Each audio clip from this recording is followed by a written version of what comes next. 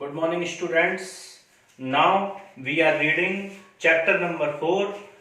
Your topic is change in profit sharing ratio among the existing partners. देखिए, ऐसा होता है कि एग्जिस्टिंग पार्टनरशिप फर्म में जिसमें पहले से पार्टनर वर्क कर रहे हैं, उन्होंने कुछ टाइम बाद अपने प्रॉफिट शेयरिंग रेशियो को चेंज करने का सोचा है।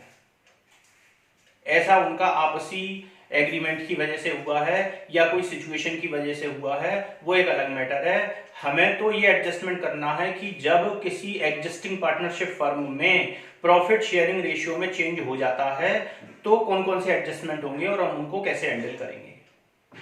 सबसे पहले जो हमें एडजस्टमेंट सीखना है वो सीखना है सैक्रिफाइसिंग एंड गेनिंग रेशियो। जब किसी फर्म में से, पार्टनरशिप फर्म में से प्रॉफिट शेयरिंग रेशियो का चेंज होगा तो कुछ पार्टनर्स को तो सैक्रिफाइस करना पड़ेगा और कुछ पार्टनर्स को गेन होगा। ये भी एक फैक्ट है कि जितने टोटल का सैक्रिफाइस होगा उतने ही टोटल का गेन भी होगा। अब इसको हम सॉल्व करने के लिए एक क्वेश्चन उठाते हैं आपकी बुक का, आपकी टेक्स्ट बुक का क्वेश्चन नंबर फर्स्ट है, पेज नंबर 4.39 पे। एक बार मैं इसको पढ़ रहा हूं। A and B are sharing profits and losses equally with effect from 1st April 2020. They agree to share profits in the ratio of 4:3. Calculate individual partners gain or sacrifice due to the change in ratio. ये हमें बता रहा है कि A और B जो है दो पार्टनर थे, वो इक्वल रेशियो में बांटते थे, मतलब उनका प्रॉफिट शेयरिंग रेशियो जो था वो इक्वल था। बाद में उन्होंने डिसाइड किया कि ये प्रॉफिट शेयरिंग रेशियो 4:3 हो जाएगा। आपको हर एक पार्टनर का गेन या सैक्रिफाइस कैलकुलेट करके बताना है। Question number 1, page number 4.39।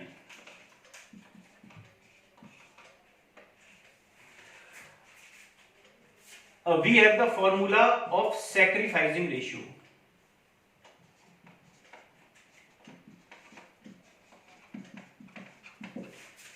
Is old ratio minus new ratio। एक फॉर्मूला हमारे पास होता है कि सैक्रिफाइसिंग रेशियो अगर हम कैलकुलेट करना चाहते हैं तो ओल्ड रेशियो में से अगर न्यू रेशियो को माइनस कर दिया जाए तो फिर हम सैक्रिफाइसिंग रेशियो फाइंड आउट कर सकते हैं। अब इस क्वेश्चन में old ratio of A and B given है, equal that is 1:1। New ratio of A and B given है 4:3।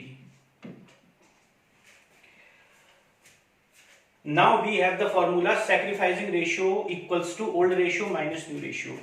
मिस्टर ए के लिए मैं कैलकुलेट कर रहा हूं तो मिस्टर ए का ओल्ड रेशियो तो मैं मानूंगा 1/2। 1/2 क्यों?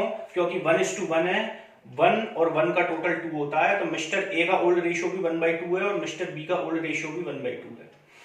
अब मैं मिस्टर ए का न्यू रेशियो उठाता हूं। न्यू रेशियो में मानूंगा 4/7। क्यों? क्योंकि 4 और 3 का टोटल 7 है, तो ए का जो न्यू रेशियो है वो 4/7 है और बी का जो न्यू रेशियो है वो 3/7 है।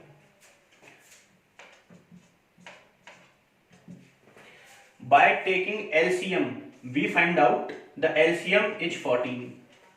2 का डिवाइड 14 में दिया तो 7 बार गया, 7 का मल्टीप्लाई 1 में किया तो 7 आ गया, 7 का डिवाइड 14 में किया तो 2 बार गया, 2 का इंटू 4 में कराया तो 8 आ गया।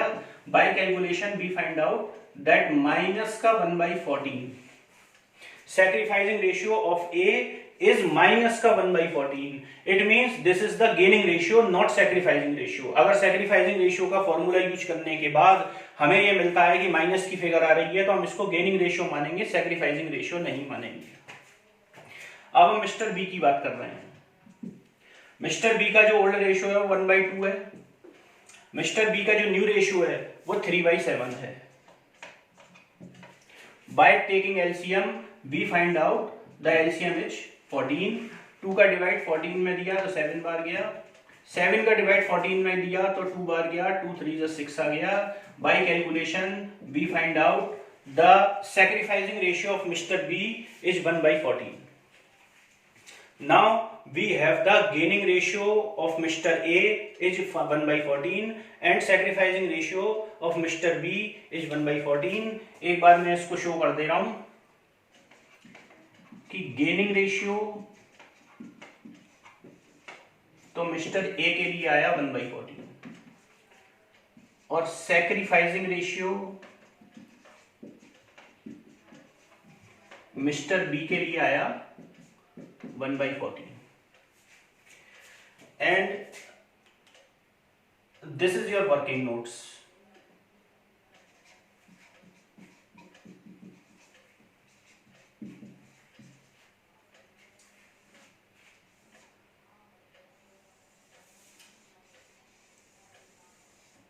And this is your answer.